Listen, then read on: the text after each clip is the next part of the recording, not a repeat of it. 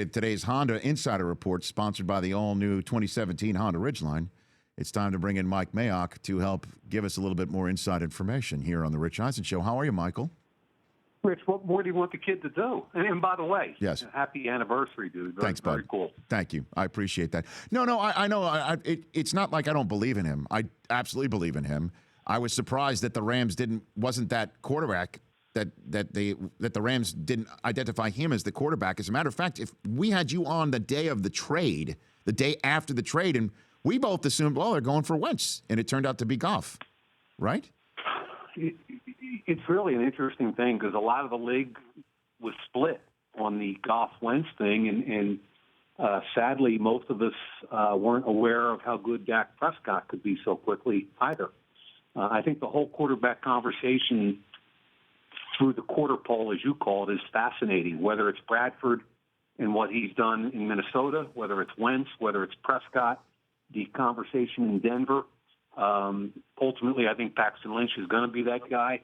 I'm excited because I think the lifeblood of the NFL is at that position, and I think we've got some good young blood all of a sudden. Yeah, I know, and it seems like every year, and we're going to have this conversation again in February, I think, but every year that you and I are sitting there at the 50-yard line in Lucas Oil watching the quarterbacks work out, inevitably I turn to you and say, how come there aren't 32 human beings on planet Earth who can operate an NFL offense efficiently enough to fill out a league?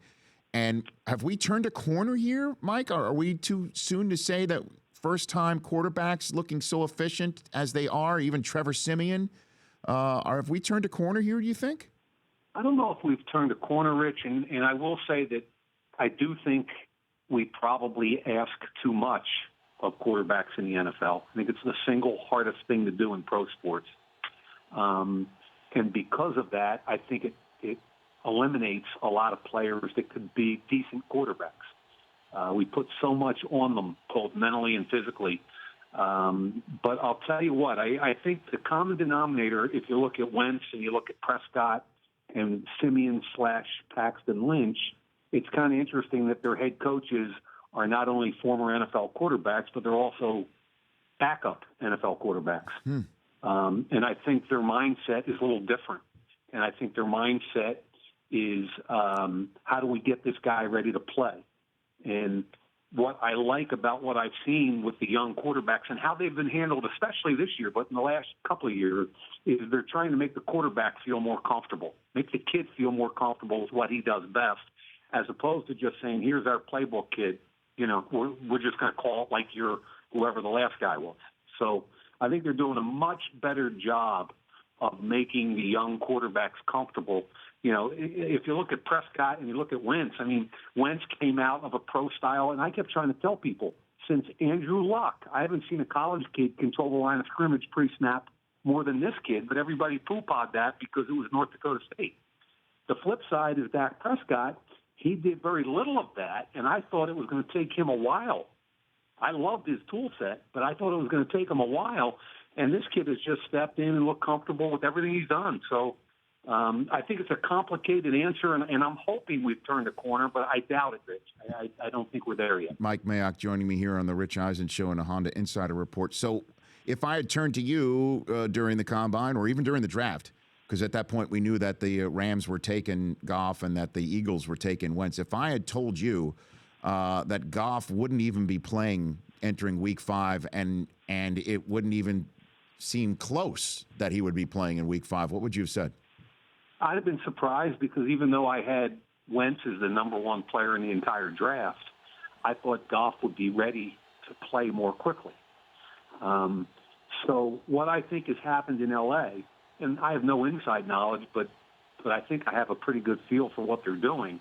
I think what's happened is in that coach's sanctum where nothing gets out of that room and they're sitting there having this conversation in training camp, and I think Jeff Fisher and his guys are looking around going, wait a minute. Kid's talented, and he's the future, but we've got maybe one of the best tailbacks in football. We've got a really good defense, and if we don't turn the football over, we've got a chance to be in every game in the fourth quarter. And our jobs are on the line. We can't be 7-9 anymore. So I'm guessing that was kind of the mantra or the conversation in their coach's room. And they look at Case Keenum and they say, if he takes care of the football and by the way, game manager is not negative to me. I have no problem with that. We need more game managers. And I think they're doing a really nice job taking care of the football, running the ball, playing defense, and all of a sudden they're 3-1. Doesn't mean that the other guy's not, Goff's not going to be the quarterback of the future. He will be. I just don't think they trust him with the football yet. Mike Mayock here on the Rich Eisen Show. Now, I remember when Odell Beckham was coming out, we were talking about his explosiveness and how he could be a top-flight wide receiver, even for his size, in the NFL. Was there any conversation about his fuse and his emotions not being able to be kept in check when he was being evaluated at the time, Mike? I don't think so, Rich. I don't think there was a whole lot about that. It's funny because I remember several conversations with NFL GMs, coaches, scouts about the two wide receivers at LSU that year. And I remember calling one of my buddies. I watched 3 LSU tapes, and I said, hey, this Jarvis Landry, everybody's talking about Beckham. Jarvis Landry is one of the toughest kids. He reminds me of Hines Ward. He blocks. He's explosive and quick. He's not as fancy, and he's not going to make as many big plays as Beckham. But this kid can play. And I remember one GM was like, come on, you can't even have those two guys in the same conversation. Beckham's a first-round pick. Your guy, no, not even close. And I think what's kind of cool is that they're both very different type of players, yet they've become two of the best players in the league. And I hope that Beckham's fame and his celebrity and all the rest of that, I hope he can just pull it back and enjoy playing the game a little bit. And I know he's frustrated, and I know he's young, but I hope his teammates can support him. I hope his coaches can support him, and I hope the kid just kind of takes a step back and says, man, I got all this talent. I got the world at my feet. Mm-hmm. Just get my head in the right place and play ball. It's not that hard. And then what we saw, obviously on Monday night, you could chalk some of it up to a great defense just doing its thing as Minnesota has done all year. And I know, you're tight with Zimmer. I know that personally because, when Moritz Boehringer was being talked about on our draft set on Saturday, the German kid, and then you told Zimmer to call you, and he did, and then he eventually drafted him. I mean, this is the realization of what he's been attempting to do his whole career, which is become a head coach and install his philosophy on an entire roster, not just defense. I mean, we're seeing that right now. Right, Mike? Yeah, I've been a Zimmer guy for a lot of years. And, years ago, he and I and Paul Gunther, when they were with Cincinnati, sat in Tuscaloosa, Alabama, the night before the Bama Pro Day. I asked him asked Mike Zimmer one question about how he teaches press man coverage because he's so good with his corners, which, by the way, you saw the other night with the development of some of his young corners, Trey Wayans and those guys. But Xavier Rhodes. I asked him one question. In the next 20 minutes, he was in this ribs place, moving chairs around. He picked a guy from a table, a 70-year-old guy, said, hey, you be my free safety. And literally, Rich, for 20 minutes, he showed me how he coached corners. That's the kind of teacher he is. That's the kind of passion he has for the game, and it translates to all the players on the Vikings. He doesn't BS them. He tells them straight up what he thinks, and he doesn't lie. They all buy in. And I love what's happening with Bradford because I think that kid deserves a chance too, and I don't think people understand what is it, 5 coordinators in 7 years or whatever.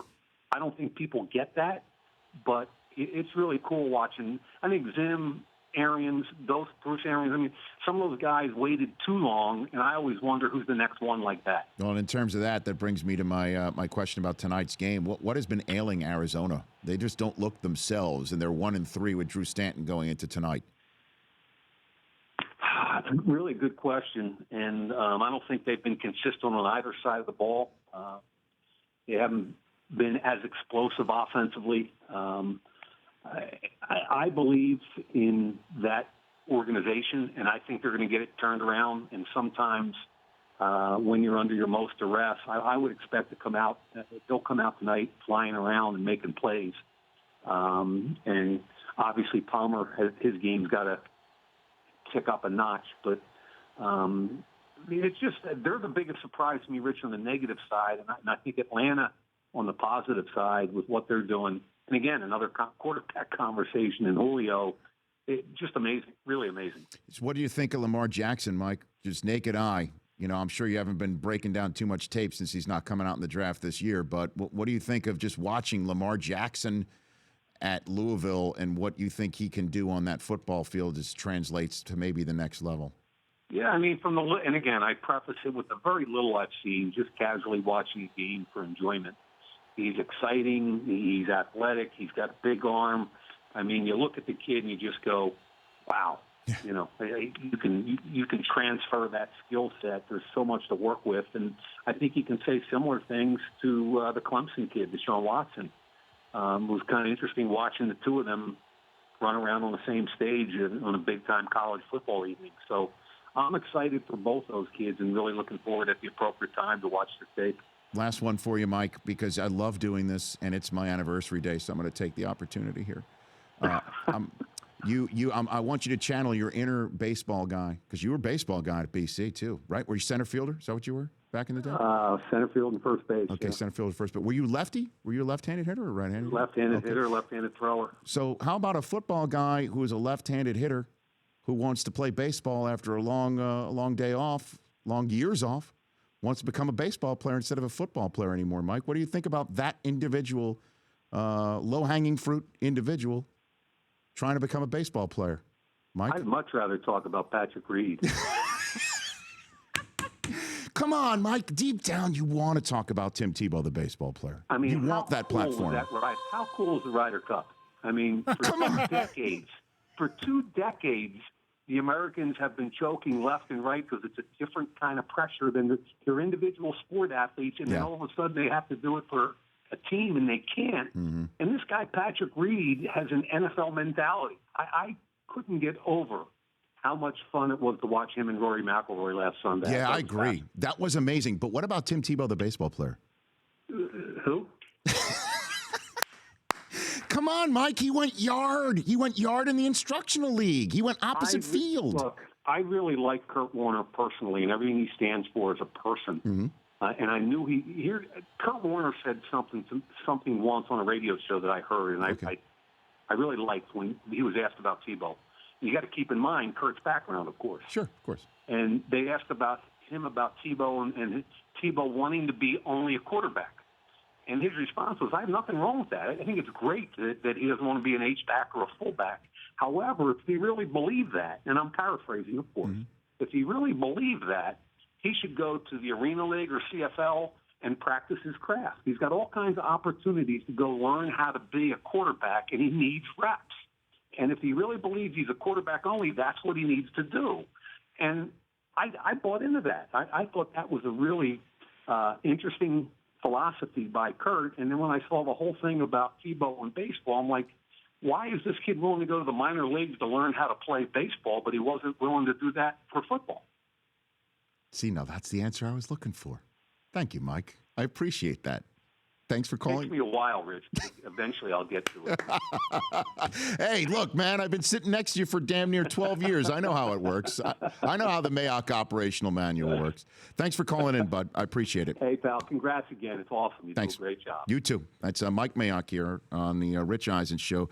Today's Insider Report, again, brought to you by the all-new 2017 Honda Ridgeline. Not only is the truck innovative, but it has a roomy, comfortable cabin that's the most spacious interior in its class, and then the tailgating aspects of it is off the charts.